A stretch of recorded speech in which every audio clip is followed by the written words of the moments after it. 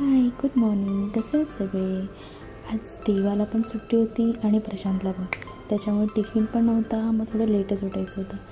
पण आमच्या टसके मॅडम सकाळी 6:30 वाजता आमच्या अंथरुणाच्या बाजूला येऊन बसलेल्या. मग काय, शेवटी उठावंच लागलं.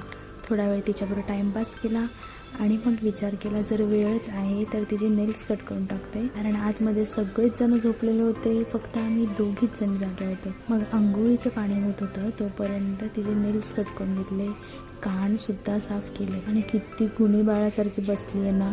जराही तिने या वेळेला मला त्रास नाही दिला. थंडी असल्यामुळे तिला जास्त आंघोळसुद्धा घालत नाही आहेत त्यांनी. आणि मग थोड्या वेळात देवासुद्धा आम्हाला दोघींनाही शोधत उठला, कारण की मीही त्याच्या बाजूला नव्हते. आणि मग तोही आमच्याबरोबर येऊन बाहेर बसला. थोड्या वेळा गप्पा मारल्या आणि मग आधी टस्कीला आंघोळ घातली आणि मग नंतर मी केली, कारण मला आज मॉर्निंगमध्ये जॉबला जायचं होतं. हे सगळेजण घरी होते, मग त्यांच्यासाठी आधी नाश्ता वगैरे बनवून घेतला आणि मग मी माझं आवरायला घेतलं.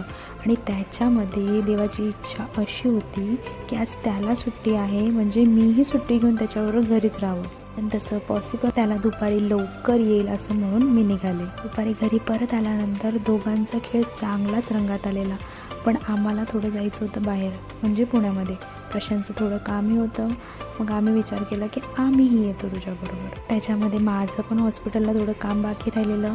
मग आधी हॉस्पिटलला गेलो, ते पूर्ण केलं आणि मग आम्ही पुण्याला जायला निघालो. आधी तर पिंक ड्रेस घातलेला, पण निघायच्या वेळेला परत माइंड चेंज झालं आणि परत तो चेंज केला आणि पुन्हा दुसरा घातला. आणि याच गोष्टीवरती हे दोघंजणं माझ्यावरती कमेंट पास करत होते.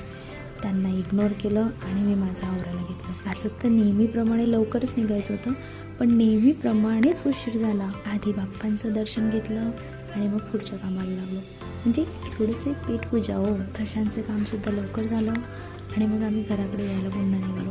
येताना थोडीशी शॉपिंग केली आणि घराजवळ आल्यानंतर देवाला वफलची भूक लागली, मग परत त्याच्यासाठी थांबलो. Thanks for watching.